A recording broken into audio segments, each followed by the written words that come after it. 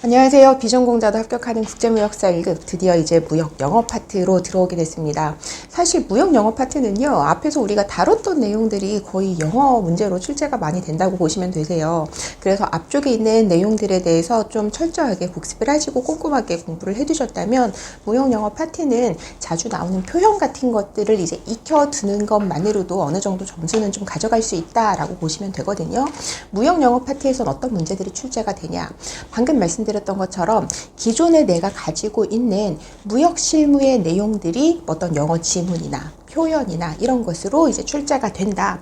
또 무역 협약, 우리 뭐 비엔나 협약이라던가 아니면 인코텀즈라던가 아니면 이제 UCP 이러한 내용들이 이제 좀 출제가 된다. 중간에 이제 뭐 구멍을 뽕 뚫어놓고 맞는 표현이 된 것, 뭐 이게 뭐 부정형의 문장이 맞느냐, 긍정형의 문장이 맞느냐 이런 것도 나오고, CISG 비엔나 협약 같은 경우에는 뭐 reasonable 이런 표현이 굉장히 많이 사용이 되거든요. 그래서 그러한 부분에 이제 뭐 구멍을 뚫어놓고 선택을 하게끔 하는 경우들도 있습니다. 그리고 어떤 이제 서식이나 서류예요. 예를 들면 우리 뭐 인보이스 서식 같은 것들, 아니면 BL 같은 것, 신용장, 환어음 이런 서식을 놓고 그의 해석에 관한 문제들이 출제가 되면서 다음 서식에 대한 해석으로 옳은 것은 옳지 않은 것은 이런 문제가 출제가 되기도 합니다.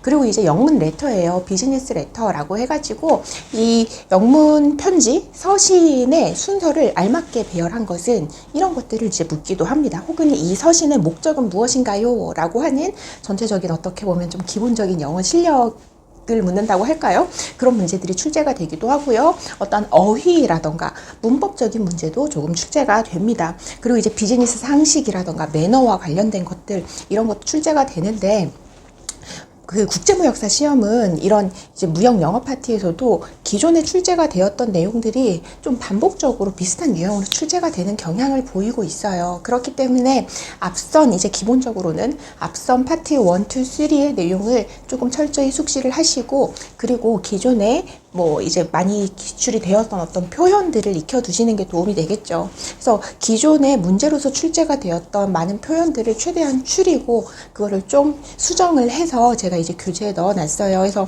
제가 따로 설명을 드릴 부분은 사실 영어 부분이다 보니까, 제가 또 영어 강사는 아니잖아요.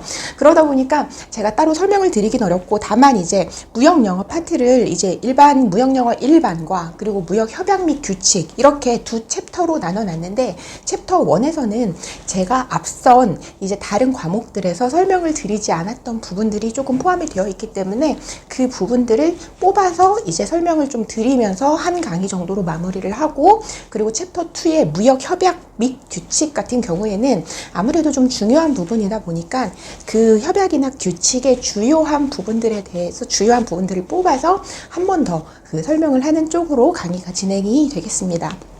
자, 일단 비즈니스 영어예요. 교재로는 595페이지 되겠습니다. 보시면 무역 영어에 OC 원칙이라고 있어요. 그래서 이거는 각각의 원칙이 어떤 원칙인지를 이해를 하고 이 원칙에 맞게끔 문장 수정이 제대로 되었는가, 되지 않았는가, 된 것을 고르세요, 잘못된 것을 고르세요, 이런 문제들이 출제가 되고 있거든요. 그래서 명료성, 정확성, 간결성, 완벽성, 예의성 이렇게 있어서 읽어보시면 다 아실만한 내용이에요. 명료성 같은 경우에는 상대방이 세부 내용에 대해서 어떤 명확히 이해할 수 있도록 작성이 되었는가인데, 예시를 이제 하나 보시면 아래쪽 명료성의 1번이에요. 우리의 어떤 스토리지 퍼실리티는 large climate controlled units라고 되어 있는데, 그 large라고 하는 표현이 굉장히 불투명하죠. 이거를 아래쪽에 보시면 좀 더 명확하게 표현을 해놓은 것을 보실 수가 있죠. 이건 바르게 이제 고쳐진 경우가 되겠고요. 그리고 이제 정확성 같은 경우에는 문법, 철자, 문정, 형식 이런 오류가 없도록 해라 라고 하는 것. 간결성, 중복되는 표현이나 불필요한 표현은 삭제를 하세요 라고 하는 거고, 완벽성은 명료하고 간결하게 작성을 하되 중요한 내용은 빠지지 않도록 해라 라고 하는 겁니다. 그리고 예의성은 아시겠죠? 뭐 선적을 하세요, 언제까지 돈을 보내세요, 이렇게 하는 게 아니라 좀 뭐라고 해야 될까요? 상대방에 대한 어떤 예의를 갖추어서 문장을 잘 고치도록 하고 있습니다.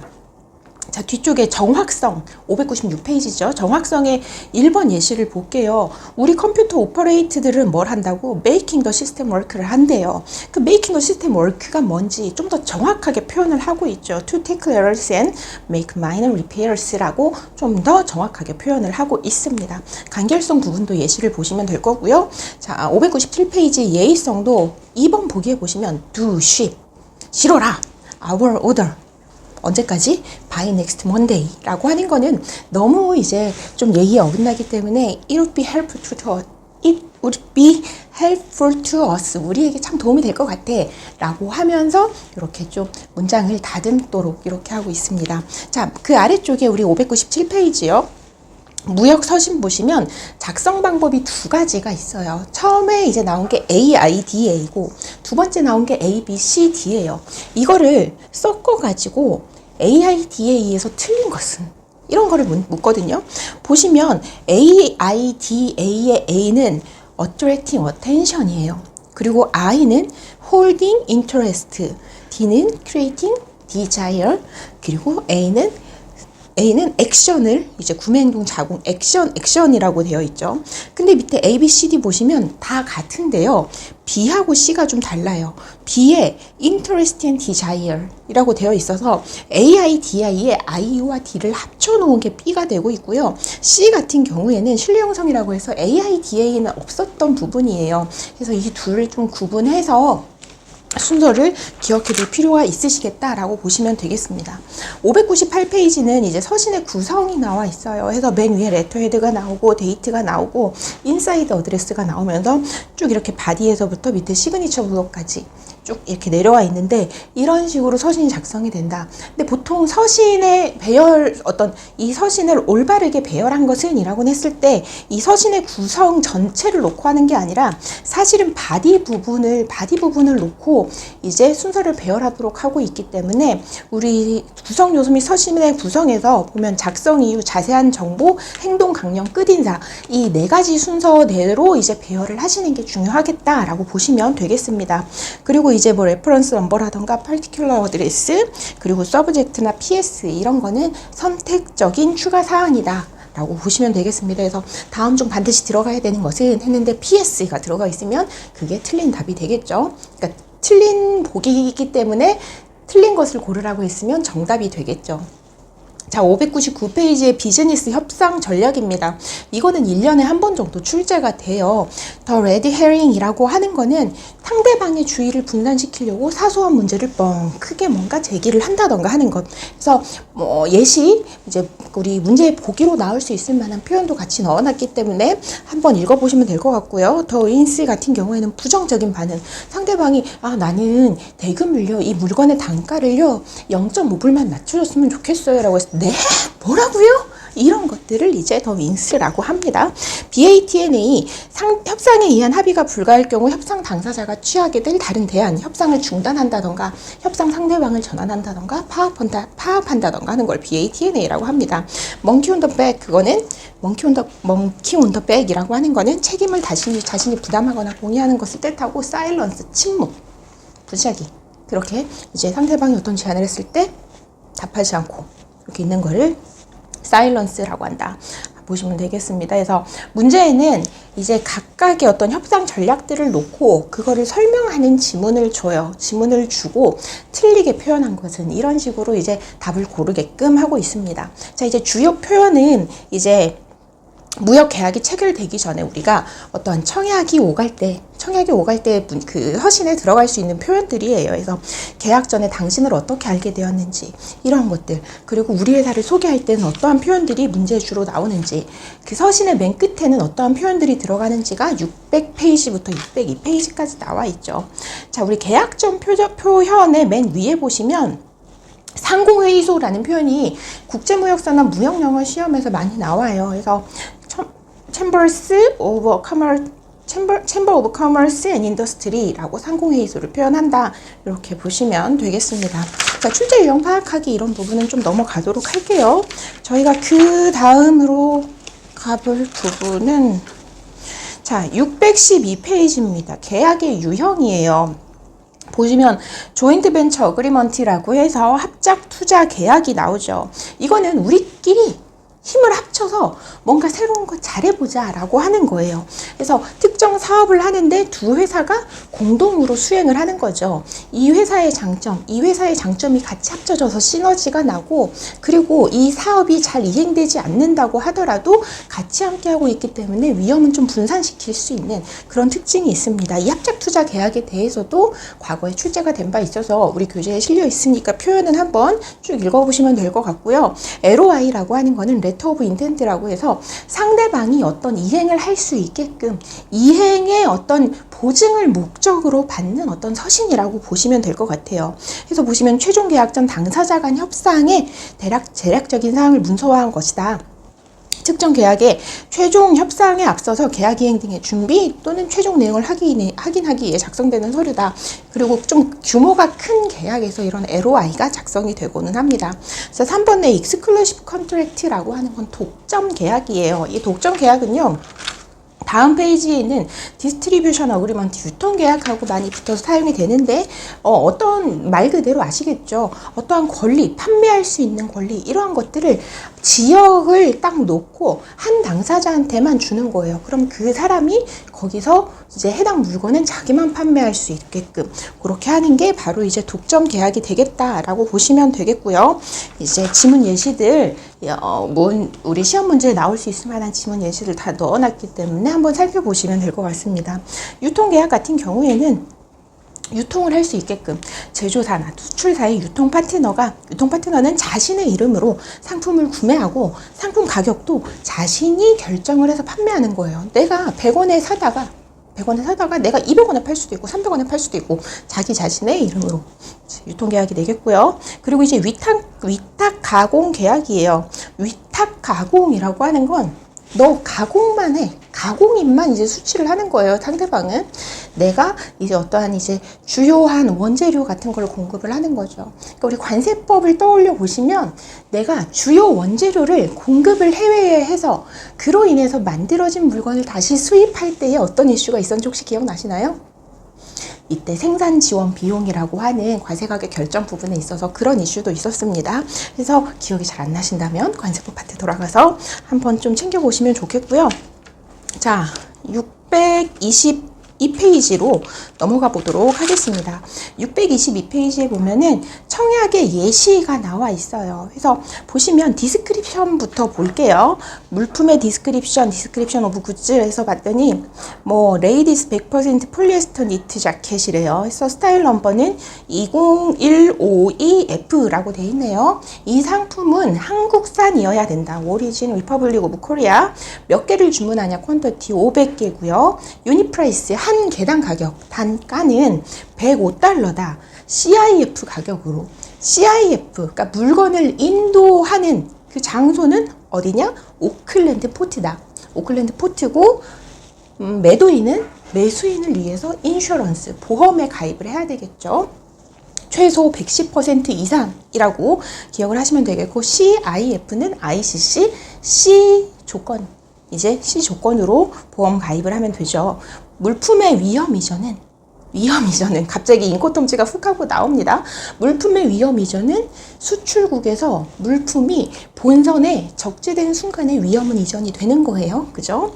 자, 어마운트. 그래서 500개를 거래를 하는데 한 개당 가격이 $105이기 때문에 총 금액, 어마운트는 52,500불이 되겠다. 쉔먼트, 그럼 선적은 언제까지 하냐라고 했을 때 신용장을 수취하고 30일 이내래요. 아, 이건 신용장 거래구나 라고 하는 걸 알 수 있겠습니다. 자, 페이먼트, 드래프트, 에사이트. 자, 이제 일람불 환어음이 발행이 된대요. 이랩커블 LC. 자, 취소 불능 화한 신용장이고, 보시면 in our favor 이라고 하는 표현이 있어요. 우리를 수익자로 하여 라는 뜻으로 보시면 되겠습니다. 인슈런스에 대한 내용 나와 있죠. CIF 프라이스 플러스 10%. 그러니까 110%를 말하는 거죠. against all risk. 그러니까 ICCA 조건 정도다라고 보시면 되겠습니다.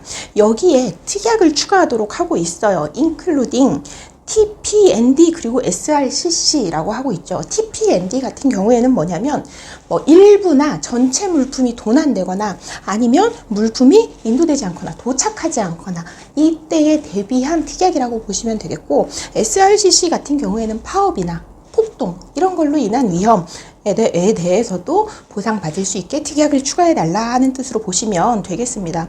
그리고 그 외에 Export Standard Carton Packing Remark라고 되어 있죠. 일반적인 방법으로 표시하고 마킹하세요 라고 하고 있고요. 그리고 그 밑에 중요한 내용이 있어요. Offer subject to our final confirmation. 이거는 조건부 청약이 되는 거죠. 이 청약서 받고 당신이 승낙을 한다 하더라도 우리의 최종 확인이 한 번 더 있어야 계약이 성립된다 라고 하고 있기 때문에 이거는 불확정 청약, 조건부 청약이다 라고 이해를 하실 수 있겠습니다. 그래서 이에 대한 이제 해석을 밑에 동그라미 1, 2, 3번으로 보실 수 있겠는데요. 첫 번째 보시면 그 가격이라고 하는 105불이라고 하는 가격에는 캐리지 앤 인슈어런스가 포함되어 있다. 맞는 표현이고요. 두 번째 보시면 이거는 컨디셔널 오퍼다. 우리가 방금 설명했던 부분입니다. 그리고 이제 3번에 보시면 셀러는 딜리버를 해야 된다. 드라이브가 아니라 딜리버를 해야 되는데 언제? 리시브, 그러니까 신용장을 받고 한 달 이내 30일 이내에 선적을 해야 된다라고 하는 점 우리 확인을 해봤습니다. 자, 이제 626페이지로 넘어가 보도록 하겠습니다. 자, 626페이지에요. 운임 및 관련 비용이라고 해서 LCL 화물 운임 계산이라고 있어요.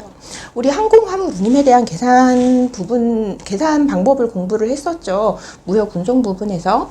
이제 그때에 이제 차저블 웨이시라고 하는 게 있고 액추얼 웨이시라고 하는 게 있어서 더 높은 걸 기준으로 이제 운임이 산출이 된다라고 했어요. 우리 해상 화물 같은 경우에도 이 LCL 같은 경우에 실제 중량과 부피를 기준으로 해서 운임을 산출을 하고 그중 더 큰 금액이 적용이 된다라고 보시면 되세요. 해상 화물에서는 CBM을 계산할 때 가로 세로 높이를 곱하는데 미터를 기준으로 합니다. 그래서 우리 문제가 아니라 이제 교재에도 예시 나와 있는 게 2.3m, 가로 세로 높이가 2.3, 1.4, 2일 때는 요거를 세 개를 다 곱한 6.44가 CBM이 되고, 만약에 이제 캐리지 운송인이 CBM당 1CBM당 10달러를 이제 운임으로 제시를 했다라고 하면 이 6.44에 10달러를 곱한 64.4달러가 이제 LCL 화물 운임이 되겠다라고 보시면 되겠습니다. 자, 이제 634페이지로 넘어가 보도록 할게요.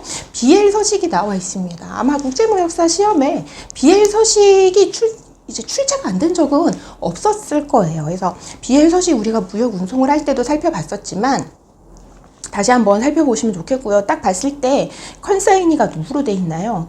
HK뱅크로 되어 있죠. HK뱅크 지시식으로 발행된 선화증권이다 라고 보시면 되고, 그 아래쪽에 오리지널이라고 되어 있습니다. 보통 신용장 거래에서 이제 이런 지시식 BL이 지시식 선화증권이 발행이 되죠. 그리고 신용장 거래에서는 거의 서렌더 BL은 사용이 되지 않아요. 이렇게 오리지널 선화증권이 발행이 됩니다. 몇 부로 발행이 되었는지 보시면 좌측 하단에 세 부로 오리지널 BL이 발행이 되었다.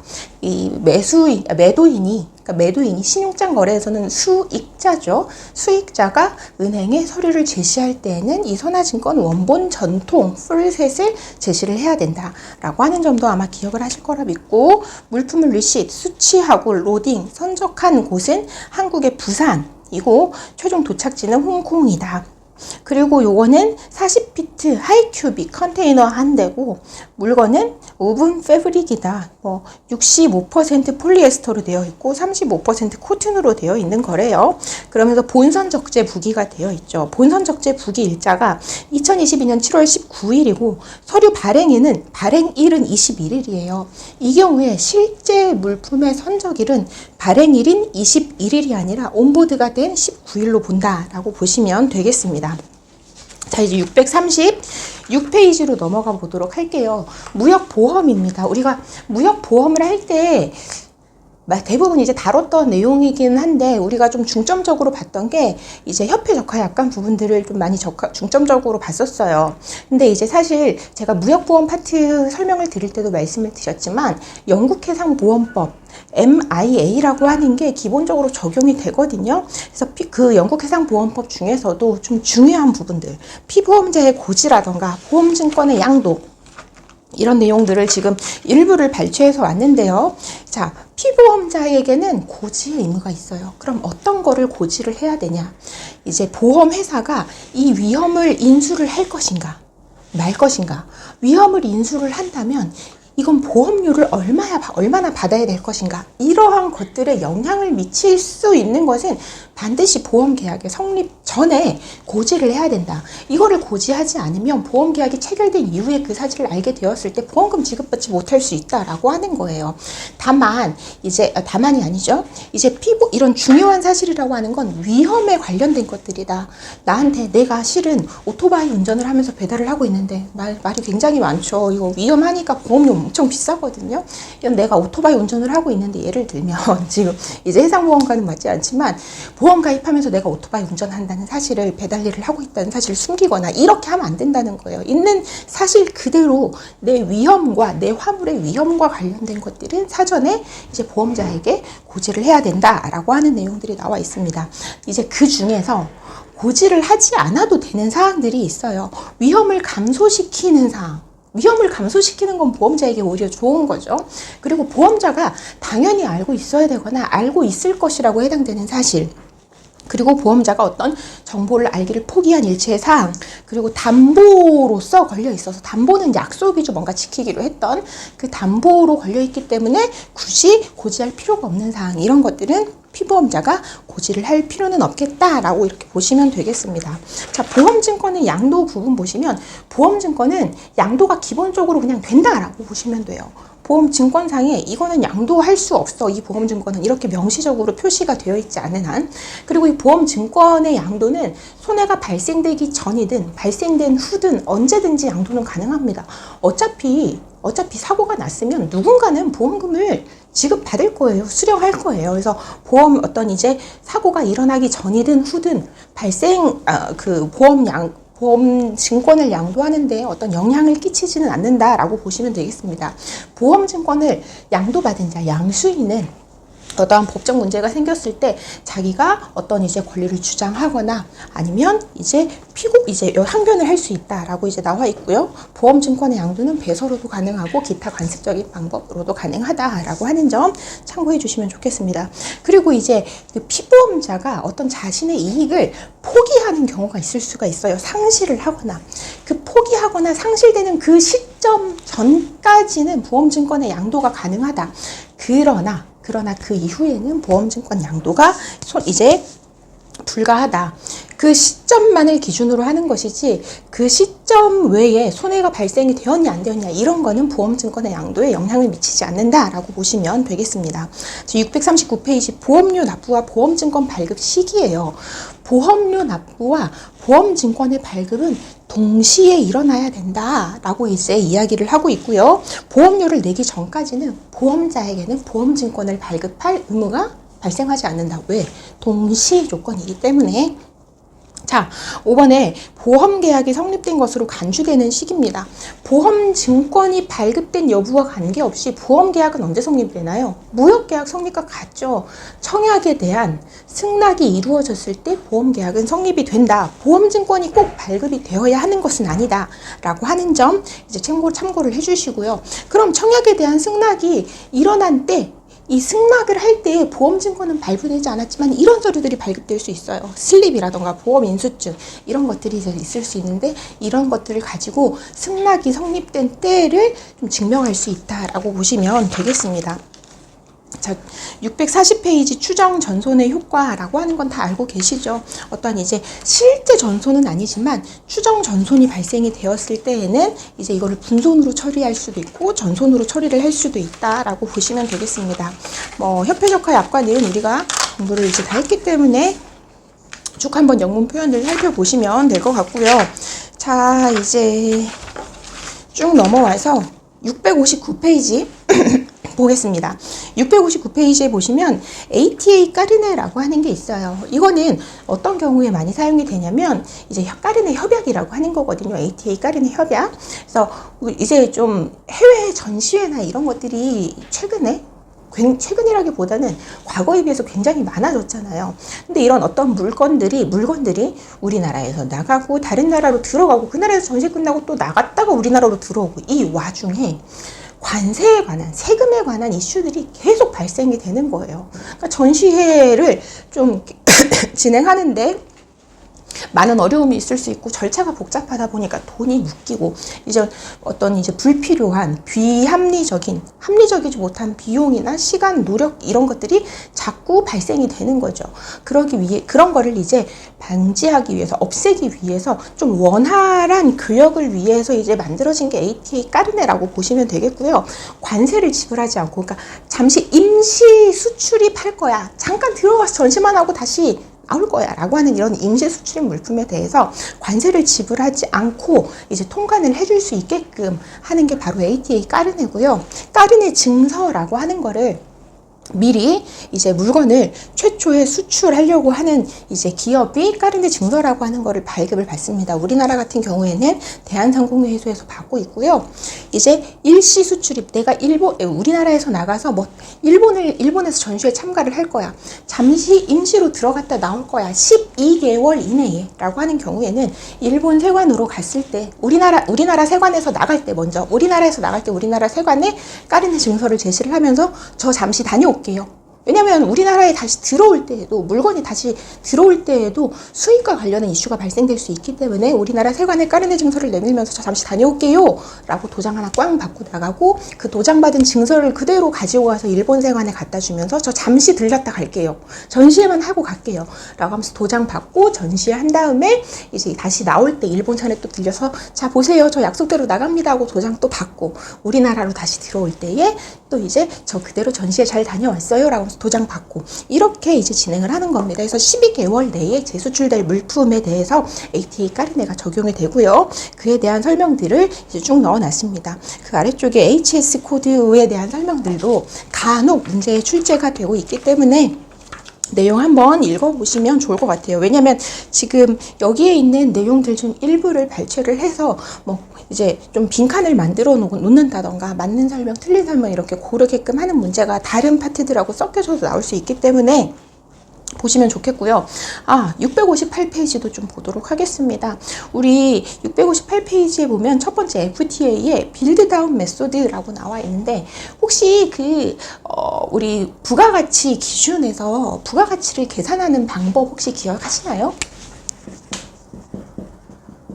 부가가치 기준에 이제 우리가 그런 게 있었죠. RVC법이라고 하는 게 있었고 MC법이라고 하는 게 있었어요. 그래서 이거는 EXW 가격을 기준으로 부가가치를 계산하는 것이고 RVC법은 FOB 가격을 기준으로 부가가치를 계산하는 것이다. 이거는 EU, EFTA, 뭐 그리고 터키, 캐나다 이런 데서 사용을 하고 나머지는 RVC를 사용하는데 그 물품 내에 포함된 부가가치가 우리 역내 부가가치가 일정 수준 이상일 것을 요구하는 게 RVC였고 어떤 물품에 포함된 역외 부가가치가 일정 수준 이하일 것을 요구하는 게 MC였어요. 그래서 RVC는 계산 방법을 이제 직접법, 공제법, 순원가법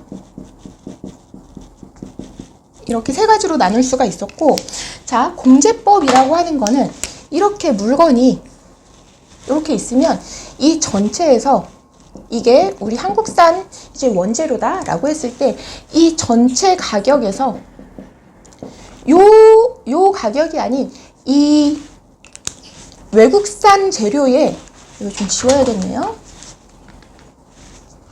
요 외국산 재료의 가격을 차감을 하면 나머지가 한국산 아니야? 라고 하는 거예요. 그래서 이 가격이라고 하는 건 FOB를 기준으로 하는 거죠. 지금 그에 대한 설명이 658페이지 1번 빌드 다운 메소드에 나와 있는 거고요. 자, 그리고 원산지 판정 기준 확인이라고 해서 우리 원산지 판정 기준 여러 이제 일반 기준과 품목별 기준이 있었고, 품목별 기준은 이 부가가치 기준과 세번 변경 기준, 가공 공정 기준이 있었어요. 그리고 이 세번 변경 기준은